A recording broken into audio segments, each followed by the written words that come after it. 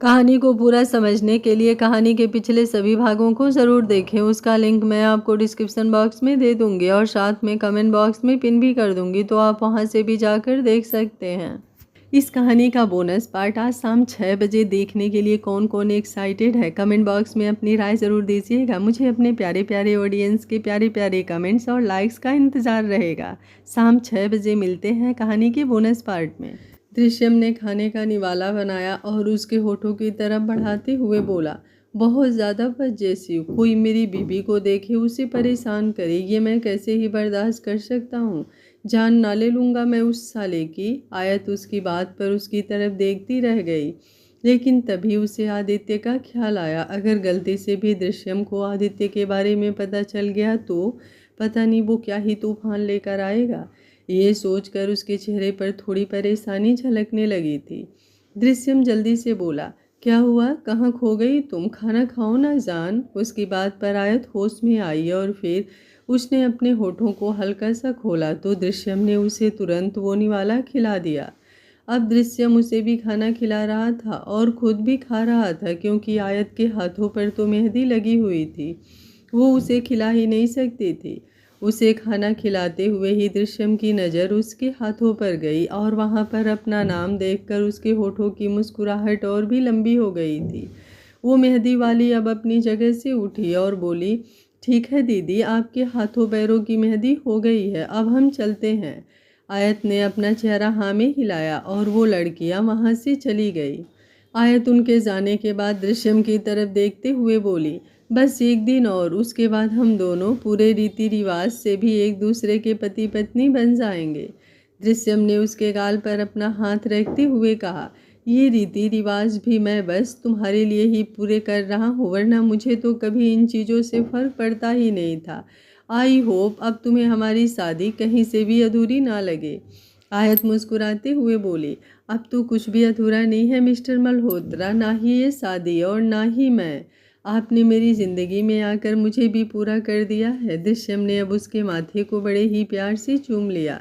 उधर दृष्टि आयरा और शहर को अपने साथ ले गई थी और उन्हें सुला रही थी। धीरे धीरे सभी मेहमान भी मल्होत्रा मेंशन से जा रहे थे। खाना खाने के बाद दृश्यम भी आयत को लेकर अंदर आ गया था और उसे लेकर सीधा अपने रूम में ही चला गया था। आयत तो एक बार बच्चों से मिलना चाहती थी, लेकिन अब दृश्यम कहाँ ही उसे छोड़ने वाला था। दृश्यम ने लाइट बंद कर दिया, बिस्तर पर आया तो आयत जल्दी से बोली, वो मैं सोच रही थी कि मैं अकेली सो। उसकी बात पूरी होती उससे पहले ही दृश्यम उसके बिल्कुल करीब हुआ। अगले ही पल उसने आयत को अपनी बाहों में जकड़ लिया। आयत तो बस उसकी तरफ देखती ही रह गई। दृश्यम तुरंत बोला, तुम तो सोचना बंद ही कर दो सेनोरिटा, क्योंकि तुम जो भी सोचती हो ना बहुत बकवास सोचती हो, और अब मुझे फ़िलहाल बहुत अच्छी तरह से पता है कि तुम्हारे दिमाग में क्या ही चल रहा होगा। लेकिन ये जो खिचड़ी तुम अपने दिमाग में पकाने में लगी हुई हो ना, इसकी गैस ऑफ कर दो, क्योंकि ये खिचड़ी मैं नहीं पकने दूंगा। मैं तुम्हें कहीं नहीं जाने दूंगा, तुम्हें मेरे साथ यहाँ ही सोना है। आयत ने उसे घूरते हुए पूछा, क्यों, मैं अकेली क्यों नहीं सो सकती, और मुझे यहीं क्यों सोना होगा, अभी कौन सा हमारी शादी। उसकी बात पूरी होती उससे पहले ही दृश्यम बोला, ओह रियली, अब तुम मुझे ये कहने वाली हो कि हमारी शादी कब हुई है। शादी तो हमारी पहले दिन ही हो गई थी। ये तो मेरी शराफत है जो अब तक मैंने तुम्हें छोड़ रखा था, और अब तो मैं कल के लिए बहुत ही ज़्यादा एक्साइटेड हूँ। उसकी बात सुनकर आयत तो बस उसकी तरफ देखती रह गई। दृश्यम की निगाहें अब उसके लबों की तरफ गई। उसकी बात पर आयत ने तुरंत आंखें खोलकर उसकी तरफ देखा और दृश्यम अब एक बार फिर से हंसने लगा था। आयत मुंह बनाते हुए बोली, कल मैं एक सर्वेंट से बोलकर नींद की गोलियां मंगाऊंगी और आपके दूध में बादाम की जगह गोलियां डालूंगी। ये जितना आप कल की रात के लिए एक्साइटेड हो रहे हैं ना, अगर मैंने कल की रात आपको ही नहीं सुला दिया तो मैं भी आयत सिंघानिया नहीं। दृश्यम तुरंत बोला, वो तो तुम वैसे भी नहीं हो, क्योंकि अब तुम आयत मल्होत्रा हो, आयत दृश्यम मल्होत्रा। उसके मुंह से इस तरह अपना नाम सुनकर आयत एक बार फिर से मुस्कुराने लगी थी। अब वो धीमी सी आवाज़ में बोली, I love you mister Malhotra. Drishyam ने उसके होठों को हल्का सा किस किया और बोला, आई लव यू मेरी जान। आयत ने तो चुपचाप अपनी आंखें बंद कर उसके सीने में सिमट गई और दृश्यम कुछ देर तक उसके बालों को सहलाता रहा। आयत ऑलरेडी थकी हुई थी तो थोड़ी ही देर में उसे नींद आ गई थी। उसके सोने के बाद दृश्यम ने एक नज़र उसके चेहरे को देखा। इस बार उसने उसके फोरहेड पर किस किया और फिर अपनी भी आंखें बंद कर ली।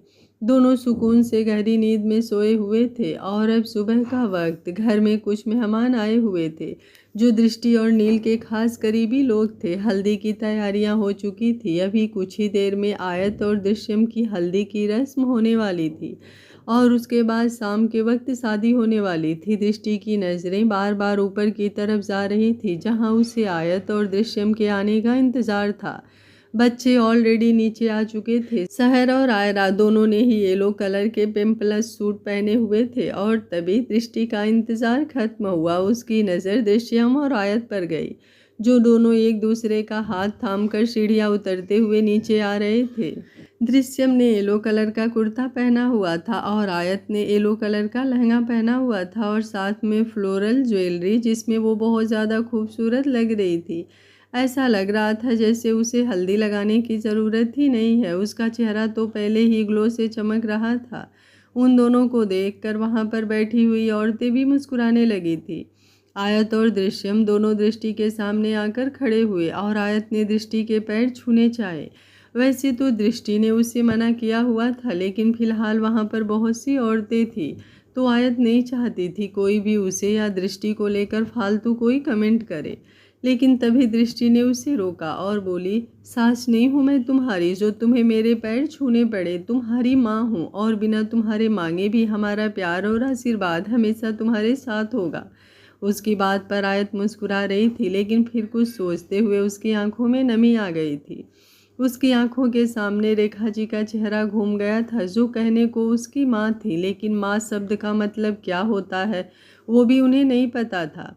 उसकी आंखों में नमी देखकर दृष्टि ने मुस्कुराते हुए ही कहा, अगर अपने अतीत की कुछ यादें अभी भी अपने दिल में लेकर बैठी हो तो उन्हें अपने दिल से निकाल दो क्योंकि अब जो नई जिंदगी तुम शुरू करने वाली हो उसमें इस अतीत की कोई जगह नहीं है। उसकी बात पर आयत ने अपना चेहरा हाँ में हिलाया। दृश्यम ने उसका हाथ और भी ज़्यादा कसकर पकड़ लिया था।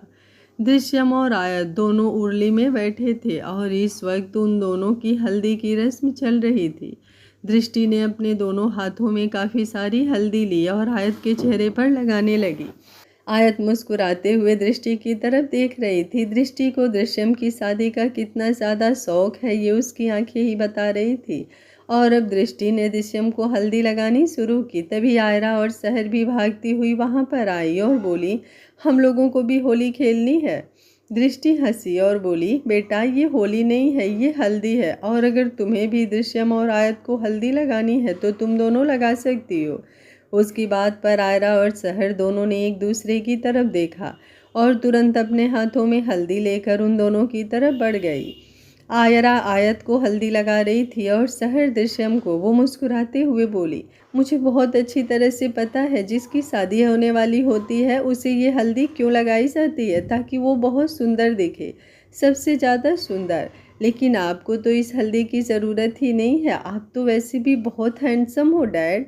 उसकी बात पर दृश्यम मुस्कुराया लेकिन फिर अपनी गहरी निगाहों से आयत की तरफ देखते हुए बोला, लेकिन तुम्हारी मॉम ज़्यादा सुंदर हैं।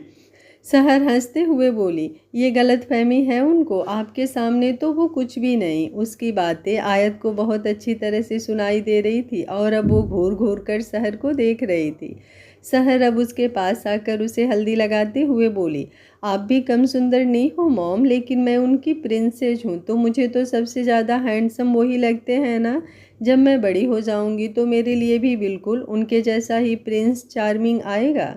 उसकी बात पर सबकी आंखें खुली की खुली रह गई थी। आयत भी हैरानी से उसकी तरफ देख रही थी क्योंकि आज तक सहर ने कभी ऐसी कोई बात नहीं की थी। और अब आयरा ने जल्दी से सहर के पास आई और बोली, सिर्फ तेरा नहीं मेरा भी प्रिंस चार्मिंग बिल्कुल मामू जैसा होगा, एकदम हैंडसम और डैशिंग।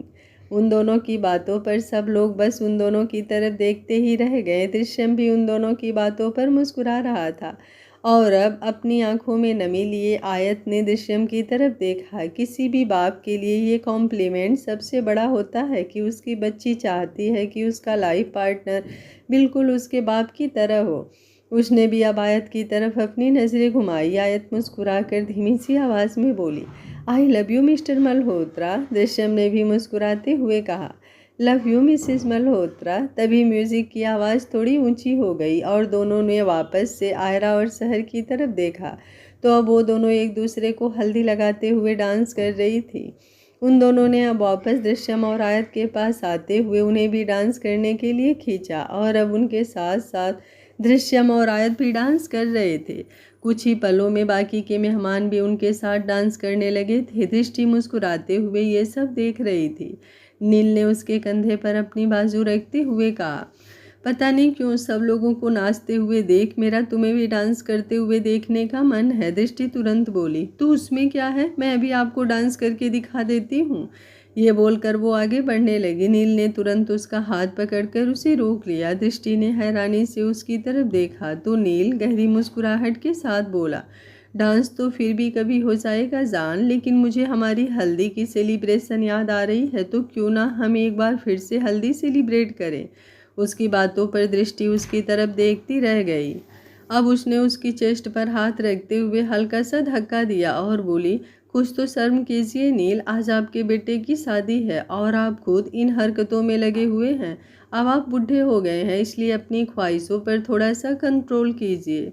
ये बोलकर वो वहाँ से जाने लगी। नील ने तुरंत उसका हाथ पकड़कर उसे रोकते हुए कहा, कंट्रोल शब्द क्या होता है ये नील मल्होत्रा ने कभी जाना ही नहीं और ना ही उसे जानने की ज़रूरत है।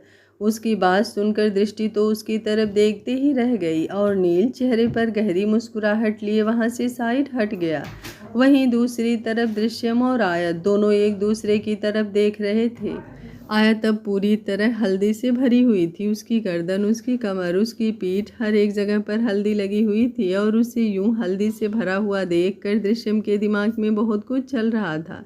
उसने आयत को अंदर की तरफ चलने का इशारा किया तो पहले तो आयत को समझ ही नहीं आया कि आखिर दृश्यम बोल क्या रहा है, और फिर जब कुछ देर बाद उसे दृश्यम की बात समझ में आई तो उसने तुरंत अपना चेहरा ना में हिलाया। सब लोग डांस कर रहे थे, ऐसे में वो सब कुछ छोड़कर अंदर कैसे जा सकती थी। लेकिन दृश्यम ने उसे घूर कर देखा तो आयत ने जल्दी से दृष्टि का हाथ पकड़ा और बोली, अब मैं अंदर चली जाऊं क्या मॉम? मुझे हल्दी की वजह से थोड़ी प्रॉब्लम हो रही है, तो क्या मैं जाकर शावर ले लूं? दृष्टि ने मुस्कुराते हुए कहा, हाँ क्यों नहीं। आयत तुरंत अंदर की तरफ चली गई। जाते हुए उसने वापस पलट कर दृश्यम की तरफ देखा और मुंह बनाया। अभी उसका और एंजॉय करने का मन कर रहा था, लेकिन दृश्यम की वजह से वो अंदर जा रही थी। अब वो सीधा अपने और दृश्यम के रूम में आई। उसने अपनी हालत देखी और बोली, इससे पहले कि मिस्टर मल्होत्रा अंदर आए मैं तुरंत वॉशरूम में जाकर नहा लेती हूँ, वरना उनका क्या पता अगर ऐसी हालत में भी वो मुझे परेशान करने लग जाएं तो। ये बोलते हुए वो वॉशरूम में जा रही थी, लेकिन तभी उसे पीछे से रूम का दरवाज़ा बंद होने की आवाज़ आई। उसने तुरंत पलटकर दृश्यम की तरफ देखा, जो गहरी मुस्कुराहट चेहरे पर लिए उसे ही देख रहा था। आयत जल्दी से बोली, ये क्या है मिस्टर मल्होत्रा, आपने मुझे यहाँ अंदर क्यों बुलाया? आपको पता है मेरा अभी इंजॉय करने का बहुत मन था। दृश्यम उसकी तरफ बढ़ते हुए बोला, तो मैं यहाँ पर तुम्हें एंजॉय करवाने ही तो आया हूँ। आयत की आंखें बड़ी हो गई। वो लड़खड़ाती हुई आवाज़ में बोली, कैसा कैसा एंजॉय? अब आप किस एंजॉय की बात कर रहे हैं मिस्टर मल्होत्रा? मुझे लगता है आपकी बात समझने से पहले मुझे वॉशरूम में चले जाना चाहिए। ये बोलकर वो तुरंत वॉशरूम की तरफ भागने लगी। दृश्यम के चेहरे पर जो शरारती मुस्कुराहट थी वो वॉशरूम की तरफ बढ़ती उससे पहले ही दृश्यम ने उसका हाथ पकड़कर उसे रोक लिया। आयत ने अपनी कलाई उससे छुड़ाने की कोशिश की। उसने हाथ में जो फ्लोरल ज्वेलरी पहनी हुई थी वो पूरी तरह से गीली हो चुकी थी और जिस तरह से दृश्यम के हाथ में उसकी कलाई घूम रही थी उसकी फ्लोरल ज्वेलरी टूटकर नीचे गिरने लगी थी। आयत की धड़कनें तेज हो चुकी थी। वो जल्दी से बोली, थोड़ी थोड़ी देर बाद हमारी शादी है मिस्टर मल्होत्रा। अभी कुछ ही देर में मुझे तैयार करने के लिए मेकअप आर्टिस्ट आ जाएंगे और अगर उनसे पहले बच्चे ऊपर रूम में आ गए तो दिक्कत हो जाएगी। आप प्लीज़ मुझे छोड़िए ना।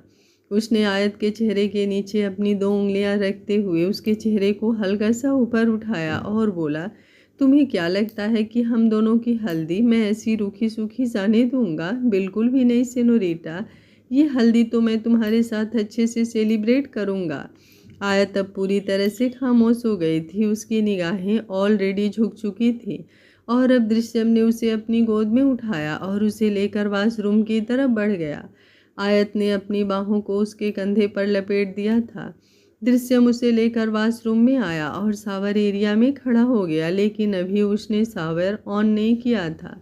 अब आयत शावर की तरफ देखते हुए बोली, आपने शावर क्यों नहीं ऑन किया मिस्टर मल्होत्रा? आयत की बात पर दृश्यम मुस्कुराया और उसकी आंखों में देखते हुए बोला, बहुत बहुत खूबसूरत हो तुम्हें तो ये हल्दी लगाने की ज़रूरत ही नहीं थी, लेकिन अब तुमने ये हल्दी अपने चेहरे पर लगाई है तो ऐसा लगता है जैसे तुमने इस हल्दी की खूबसूरती बढ़ा दी हो।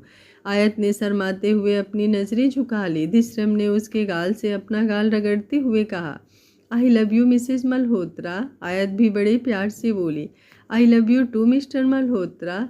अब तुम मुझसे कभी दूर तो नहीं जाओगी ना? दृश्यम मदहोश होते हुए बोला, आपकी कसम मिस्टर मल्होत्रा, मैं आपसे दूर जाने का सोच भी नहीं सकती हूँ। अब कसम खाई है तुमने मेरी, और अगर कभी तुम मुझसे दूर हुई ना तो मेरी जान निकल जाएगी। उसकी बात पूरी होती उससे पहले ही आयत ने उसके होठों पर अपनी उंगलियां रख दी थी। उसकी आंखों में आंसू आ गए थे। वो रोते हुए बोली, खबरदार, अगर आपने ऐसी कोई बात अपने मुंह से निकाली तो मैं नाराज़ हो जाऊंगी आपसे मिस्टर मल्होत्रा, और कभी आपसे बात नहीं करूंगी। दृश्यम तुरंत बोला, फिर तो सच में मेरी जान निकल जाएगी। तुम मुझे अपने साथ रोमांस ना करने दो, मैं फिर भी जिंदा रहूँगा, पर तुम मुझसे नाराज़ हो जाओ, मुझसे दूर चली जाओ तो मैं पक्का मर जाऊँगा मेरी जान। ये बोलकर दृश्यम ने आयत के माथे को चूम लिया। ये बोलते हुए उसकी आवाज़ जितनी इंटेंस थी उतनी ही उसकी तड़प, और उसकी आवाज़ में उसका प्यार महसूस हो रहा था। आयत तुरंत उसके सीने से लग गई और दृश्यम ने भी उसे अपनी बाहों में पूरी तरह कस लिया था और शावर ऑन कर दिया था। आयत आईने के सामने बैठी थी और इस वक्त वो हद से ज़्यादा खूबसूरत लग रही थी। शादी का मुहूर्त हो चला था और बाहर गार्डन एरिया में खूबसूरत सा मंडप भी सजा हुआ था। किसी भी वक्त दृष्टि बस आयत को मंडप के लिए लेकर जाने के लिए आने ही वाली थी। आयत खुद को देखकर मंद मंद मुस्कुरा रही थी। वो तो ये सोचकर एक्साइटेड हो रही थी कि दृश्यम जब उसे इस गेटअप में देखेगा तो उसे कैसा फील होगा। उसे वैसे भी आयत का सजना संवरना बहुत अच्छा लगता था। तभी वो मेकअप आर्टिस्ट जिसने आयत को रेडी किया था, वो आयत की तरफ देखते हुए बोली, वैसे आप खूबसूरत तो बहुत लग रही हैं। खूबसूरत तो माशाअल्लाह आप पहले से ही हैं, लेकिन आज तो आपने चाँद को भी पीछे छोड़ दिया है। कुछ ही देर में चाँद निकलने वाला है, लेकिन मुझे लगता है आज आपके खौफ से चाँद भी आसमान में नहीं निकलेगा। उसकी बात सुनकर आयत मुस्कुरा रही थी और सोच रही थी कि अगर मेकअप आर्टिस्ट ही उसकी इतनी तारीफ़ कर रही है तो दृश्यम पता नहीं उसकी कितनी तारीफ़ करेगा। तभी अचानक से उसे सहर का ख्याल आया। सहर हमेशा बोलती थी कि उसे आयत को दुल्हन के गेटअप में देखना है। उसने कुछ सोचते हुए साथ खड़ी सर्वेंट की तरफ देखा और बोली, आप एक काम करेंगी क्या? आप जाकर आयरा और सहर को यहाँ पर लेकर आइए ना, मुझे उन दोनों से मिलना है। उस सर्वेंट ने अपना चेहरा हाँ में हिलाया और बाहर की तरफ चली गई। मेकअप आर्टिस्ट आयत की तरफ देखते हुए बोली, ठीक है, अब मैं भी चलती हूँ। वैसे भी आपको टचअप वगैरह की ज़रूरत नहीं होगी, बस 5-7 मिनट में आपको बाहर जाना ही है। उसकी बात पर आयत ने अपना चेहरा हाँ में हिलाया और वो मेकअप आर्टिस्ट अपना सामान लेकर वहाँ से चली गई। आयत अब एक बार फिर से खुद को आईने में देखने लगी थी। तभी वो सर्वेंट जिसे आयत ने आयरा और सहर को बाहर से लाने के लिए भेजा था, वो अंदर आई और उसके साथ सिर्फ आयरा थी। आयरा की निगाहें सहर को ढूंढ रही थी। वो सर्वेंट उसे देखते हुए बोली, मुझे सहर बेबी तो नहीं मिली, लेकिन आयरा बेबी बाहर ही थी तो मैं बस उन्हें ले आई। आयत ने आयरा की तरफ देखा। आयरा आयत को देखकर मुस्कुरा रही थी, लेकिन अब उसने मुंह बनाया और बोली, पता नहीं मामी सहर कहाँ पर है। हम दोनों ने एक दूसरे से प्रॉमिस किया था कि हम आपको साथ में देखेंगे, लेकिन अब मेरा प्रॉमिस टूट गया। मैं कब से सहर को ढूंढ रही हूँ, लेकिन मुझे सहर मिल ही नहीं रही। अब वो मुझसे नाराज़ हो जाएगी कि मैंने अकेले आपको क्यों देखा। उसकी बात पर आयत के चेहरे पर थोड़ी परेशानी झलकने लगी थी। उसने आयरा को अपनी बाहों में लिया और बोली, इट्स ओके आयरा, प्रॉमिस आपका नहीं टूटेगा, मैं शहर को यहीं पर बुला लेती हूँ। ये बोलकर उसने वापस सर्वेंट की तरफ देखा और बोली, शहर और कहाँ जाएगी, घर में ही होगी या फिर ज़्यादा से ज़्यादा बाहर गार्डन में। आप अच्छे से चेक कीजिए और उसे लेकर आइए। वो सर्वेंट तुरंत बोली, मैंने दूसरी सर्वेंट को बोला हुआ है, वो शहर को ढूंढ रही है, आप कहती हो तो मैं खुद भी जाकर एक बार चेक कर लेती हूँ। ये बोलकर वो बाहर की तरफ चली गई। आयत का दिल अब घबराने लगा था। तभी अचानक से उसका फ़ोन वाइब्रेट हुआ। उसने सामने ड्रेसिंग पर रखा अपना फ़ोन उठाया तो उसके होश उड़ गए। उसके फ़ोन पर शहर की पिक्चर थी और वो आइसक्रीम खा रही थी, लेकिन उस पिक्चर में वो अकेली नहीं थी बल्कि उसके साथ कोई और भी था। आयत के लिए उसकी सांसें भारी होने लगी थी। उसे अपना दम घुटता हुआ महसूस हो रहा था और वो कुछ रिएक्ट करती उससे पहले ही उसका फ़ोन बजा। उसने तुरंत कॉल रिसीव किया और गुस्से से बोली, यह क्या घटिया हरकत है। सामने से कुछ कहा गया जिसे सुनकर आयत की आंखों में आंसू आ गए थे। वो अपने फ़ोन पर अपना हाथ कसते हुए बोली, तुम मेरे साथ ऐसा नहीं कर सकते। सामने से एक बार फिर से कुछ कहा गया और अब रोते हुए आयत ने अपनी आंखें बंद कर ली थी। आयरा जो आयत के साथ खड़ी थी वो चुपचाप ये सब देख रही थी और अब आयत का फ़ोन सामने से डिस्कनेक्ट हो चुका था। उसने एक बार फिर से खुद को आईने में देखा और इस बार जैसे उसकी सारी खूबसूरती ना जाने कहाँ गायब हो गई थी, बस नज़र आ रहे थे तो उसकी आंखों में ठहरे हुए आंसू। वहीं दूसरी तरफ पंडित जी दृष्टि की तरफ देखते हुए बोले, शादी का मुहूर्त हो चला है दृष्टि जी, आप एक काम कीजिए, वधू को ले आइए। पंडित जी की बात पर दृष्टि मुस्कुराई और फिर दो लड़कियों के साथ उस रूम की तरफ बढ़ गई जहां पर आयत बैठी थी। उसने जैसे ही दरवाज़ा खोला उसकी नज़र ड्रेसिंग के सामने लगी हुई चेयर पर गई जहां पर आयत को होना चाहिए था, लेकिन फिलहाल आयत वहां पर नहीं थी। दृष्टि ने तुरंत आयरा की तरफ देखा जो वहीं पर बैठी थी और उसका चेहरा एकदम उतरा हुआ था और अब आयरा तेजी से भागते हुए दृष्टि की तरफ आई। दृष्टि का दिल बेचैन सा हो रहा था। उसने आयरा को अपनी बाहों में लिया और बोली, आपकी मामी कहाँ है बेटा? पंडित जी बाहर आपकी मामी को बुला रहे हैं। वो वॉशरूम में है क्या? अभी वो बोल ही रही थी कि आयरा ने अपने हाथ में पकड़ा हुआ लेटर दृष्टि के हाथ में रख दिया तो दृष्टि कुछ पलों के लिए चौंक गई। वो अब आयरा से कोई सवाल कर ही नहीं पाई। उसने तुरंत उस लेटर को खोला और फिर उस लेटर को पढ़ते हुए उसकी खुद की आंखों में नमी आ गई थी। उसने वो लेटर अपने हाथ में पूरी तरह से कस लिया और बोली, तुमने ठीक नहीं किया आयत, ये तुमने बिल्कुल भी ठीक नहीं किया। वहीं दूसरी तरफ दृश्यम मंडप में बैठा था और बार बार उसकी नज़रें उस तरफ जा रही थी जहाँ से आयत दृष्टि के साथ आने वाली थी। उसके चेहरे पर उसकी बेसब्री साफ नज़र आ रही थी और अब फाइनली उसके होठों पर स्माइल आई क्योंकि उसकी नज़र दृष्टि पर गई, लेकिन दृष्टि उन लड़कियों के साथ अकेली आ रही थी। वो आयत को लेने गई थी लेकिन आयत उसके साथ नहीं थी और अब दृष्टि मंडप में आकर खड़ी हुई। उसकी निगाहें वहां मौजूद मेहमानों पर थी। नील ने तुरंत दृष्टि की तरफ देखते हुए पूछा, तुम अकेली वापस क्यों आई? आयत कहाँ है? उसका सवाल सुनते हुए दृष्टि की निगाहें दृश्यम की तरफ थी और फिर अचानक ही दृश्यम के होठों पर व्यंग भरी मुस्कुराहट आ गई। उसने अब दृष्टि के जवाब का इंतजार ही नहीं किया। वो यूं ही अपनी जगह से उठा और पंडित जी की तरफ देखते हुए बोला, ये शादी नहीं होगी पंडित जी, आप यहाँ से जा सकते हैं। पंडित जी हैरानी से उसकी तरफ देखने लगे और अब नील मेहमानों की तरफ घुमा और बोला, आप लोग भी खाना एंजॉय करके यहाँ से जा सकते हैं, ये शादी नहीं हो रही। उसकी बात सुनते ही मेहमान आपस में बातें करने लगे थे। दृष्टि दृश्यम के बिल्कुल पास आई और बोली, उसने ये लेटर छोड़ा है। ये बोलते हुए उसने वो लेटर दृश्यम की तरफ बढ़ाया, लेकिन दृश्यम व्यंग से मुस्कुराया और बोला, मुझे कुछ नहीं चाहिए मॉम। ये बोलकर उसने अपने सर पर बांधा हुआ सेहरा नीचे फेंका और फिर तुरंत वहाँ से चला गया। दृष्टि ने उसे रोकने की कोशिश की लेकिन दृश्यम के कदमों की स्पीड बहुत तेज थी।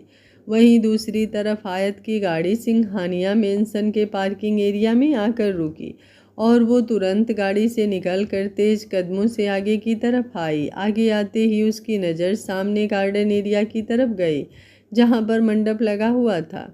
उतना खूबसूरत तो नहीं जितना मल्होत्रा मेंशन में लगा हुआ मंडप था, लेकिन सामने ही पंडित जी बैठे थे और पूरी सिंघानिया फैमिली वहाँ पर मौजूद थी।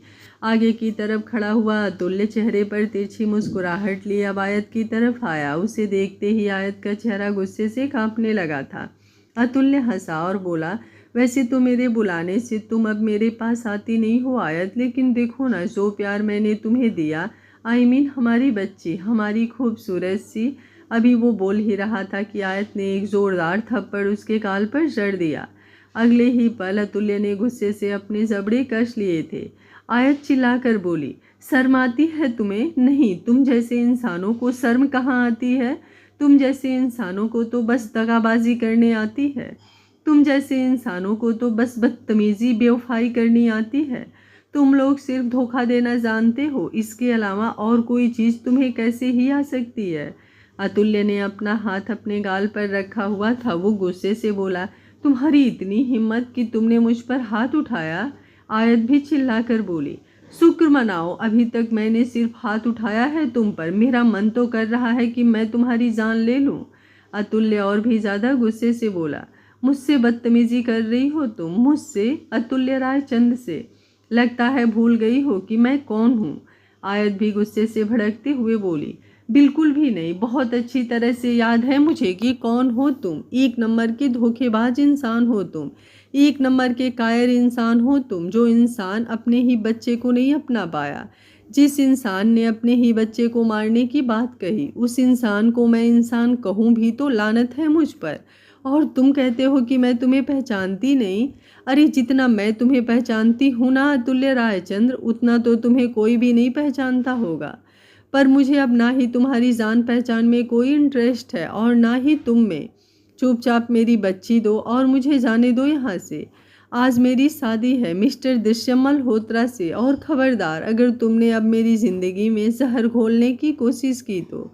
अतुल्य हंसा और बोला, तुम जहर की बात करती हो बेबी? मैं तो तुम्हारी पूरी ज़िंदगी को बर्बाद करने वाला हूँ। तुम्हें क्या लगता है कि तुम मुझसे शहर मांगोगी और मैं तुम्हें शहर दे दूँगा? बिल्कुल भी नहीं। अगर मुझे शहर को तुम्हें देना ही होता तो मैं उसे मल्होत्रा मेंशन से अपने साथ यहाँ क्यों लेकर आता? कितनी मुश्किल से तो मुझे मल्होत्रा मेंशन में एंट्री मिली और शहर को यहाँ पर लेकर आया, और अब तुम कहती हो कि मैं तुम्हें यूं ही शहर दे दूँ? बिल्कुल भी नहीं। लेकिन हाँ, मैं तुम्हें ऑप्शन ज़रूर दे सकता हूँ।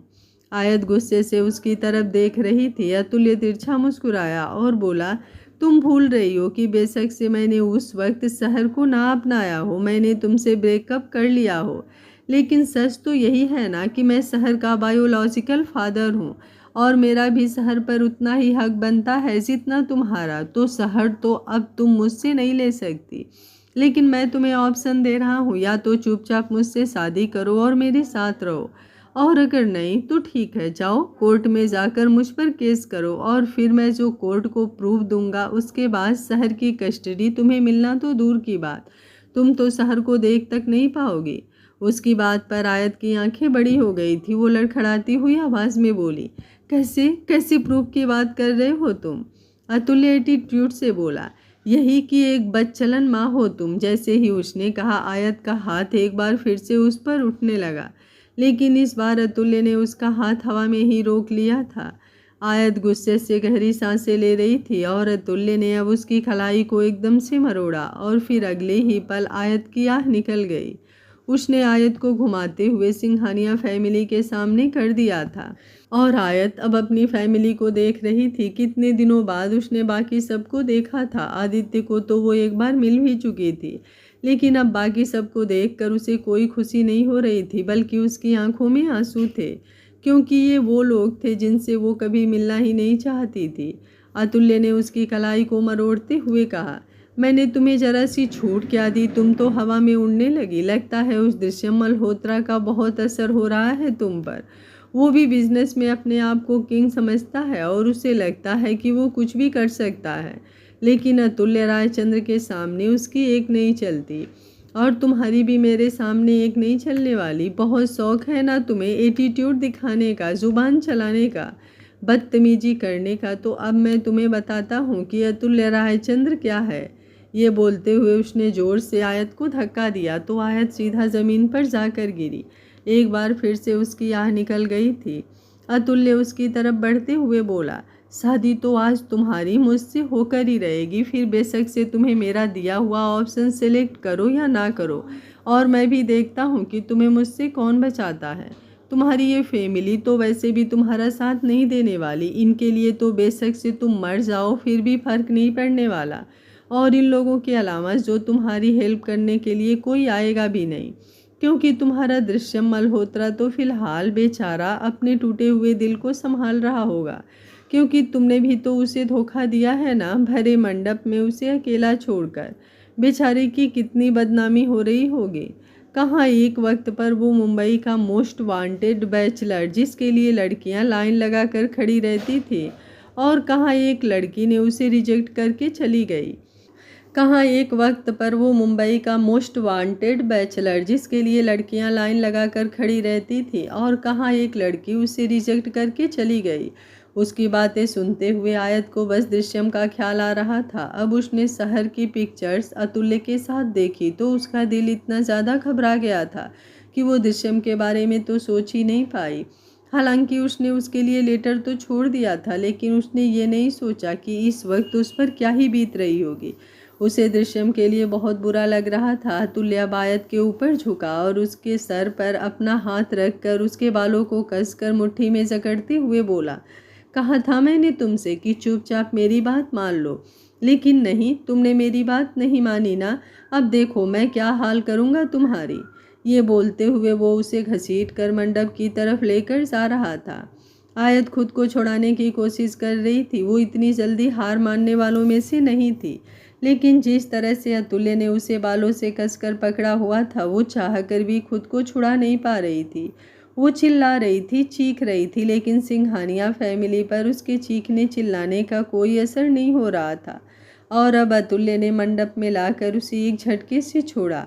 आयत तुरंत ऊपर की तरफ उठी और बोली, मैं नहीं करूँगी तुमसे शादी। मैं यहाँ पर सिर्फ शहर को लेने आई हूँ और शहर को लेकर यहाँ से चली जाऊँगी। मैं मर जाऊँगी, लेकिन तुमसे शादी हरगिज़ नहीं करूँगी। ये बोलकर उसने अतुल्य को धक्का देना चाहा।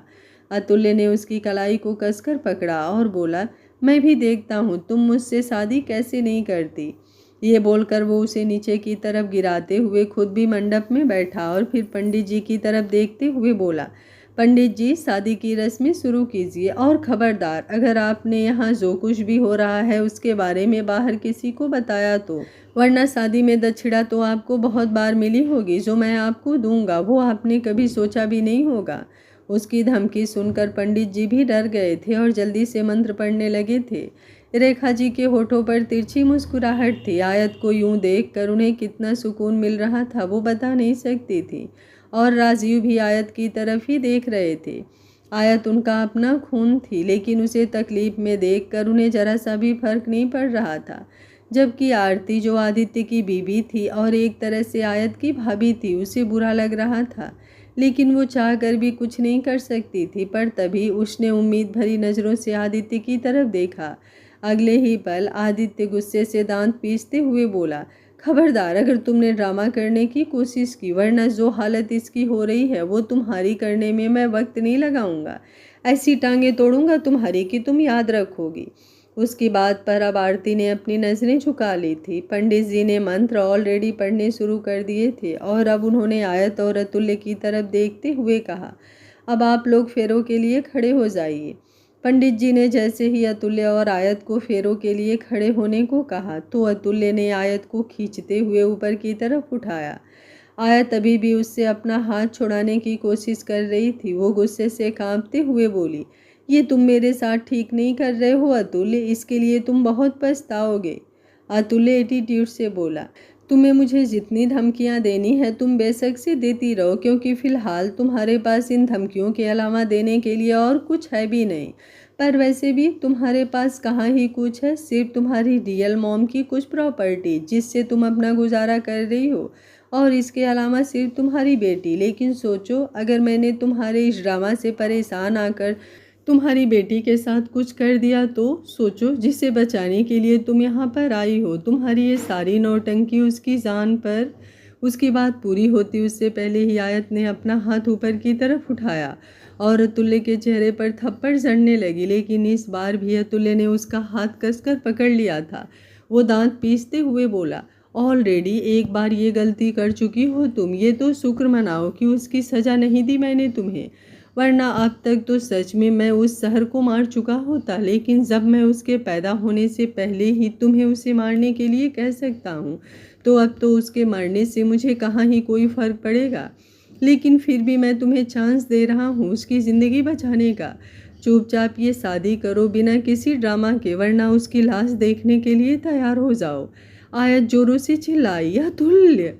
अतुल्य भी गरजते हुए बोला, चिल्लाने से कुछ नहीं होगा आयत सिंघानिया, शादी तो अब तुम्हें मुझसे करनी ही होगी, वरना जो होगा वो तुमने कभी सोचा भी नहीं होगा। मर्जी तुम्हारी है, अगर तुम्हें मेरी बातें खोखली धमकियां लगती हैं तो एक काम करो, लो छोड़ दिया मैंने तुम्हें, अब अगर तुम यहाँ से जाना चाहो तो जा सकती हो, लेकिन तुम्हारे यहाँ से जाने की कीमत क्या है ये बात तुम्हें बहुत अच्छी तरह से समझ आ गई होगी।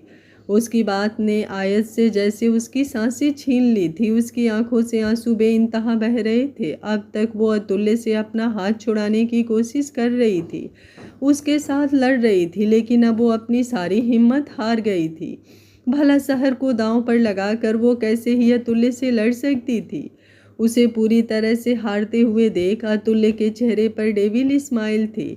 आयत से वो बहुत अच्छी तरह से वाकिफ़ था, इसलिए उसे पता था कि उसे कब कौन सा हथियार इस्तेमाल करना है।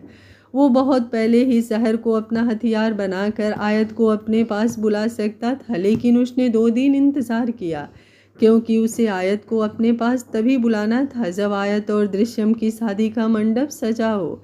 तभी तो वो दृश्यम को हरा पाएगा। और अभी भी उसने शहर को अपना हथियार बनाया, क्योंकि वो जानता था कि आयत हद से ज़्यादा इमोशनल है और इस दुनिया में सबसे ज़्यादा प्यार वो अपनी बेटी को ही करती है। उसे बचाने के लिए तो वो कुछ भी करेगी। अतुल्य से शादी तो चीज़ ही क्या है। उसकी आंखों से बहते हुए आंसू प्रूफ थे इस बात के कि अतुल्य के सामने हार मानने के अलावा उसके पास और कोई ऑप्शन नहीं था। पंडित जी रुके हुए थे। उन्होंने अब अतुल्य और आयत की तरफ देखते हुए बोला, आप मुझे बता दीजिए यजमान कि ये शादी होगी या नहीं होगी। पंडित जी की बात सुनकर अतुल्य की निगाहें आयत पर गहरी हो गई थी, क्योंकि अब पंडित जी के सवाल का जवाब वो नहीं आयत देने वाली थी। लेकिन तभी दूसरी तरफ से एक गरजती हुई आवाज़ आई, ये शादी नहीं होगी पंडित जी। उसकी आवाज़ सुनकर सबकी आंखें बड़ी हो गई थी और सबके चेहरे सामने की तरफ घूम गए थे। अगर आप लोग इस कहानी का एक्स्ट्रा बोनस पार्ट आज शाम को देखना चाहते हैं तो कमेंट बॉक्स को अपने प्यारे प्यारे कमेंट से भर दीजिएगा और वीडियो को ज़्यादा से ज़्यादा लाइक भी कर दीजिएगा। और अगर आपके कोई फ्रेंड दोस्त वीडियो देखने में इंटरेस्टेड होंगे तो उन्हें शेयर भी कर दीजिएगा। अगर आप लोगों का रिस्पांस अच्छा रहा तो आज शाम 6 बजे मैं आप लोगों के लिए बोनस पार्ट लेकर आऊँगी। उम्मीद करती हूँ आप लोग देखने की एक्साइटमेंट ज़रूर होगी। आप लोगों को क्या लगता है कि आयत की शादी रोकने कौन आया होगा? और दृश्यम के घर से शहर का किडनैप हो गया, क्या दृश्यम को पता नहीं होगा? इन सब चीज़ों के बारे में आप लोगों का क्या ख्याल है? कमेंट बॉक्स में अपनी राय ज़रूर दीजिएगा। Thank you for watching. मिलते हैं कहानी के अगले भाग में। तब तक स्वस्थ रहिए, मस्त रहिए, अपना ख्याल रखते रहिए।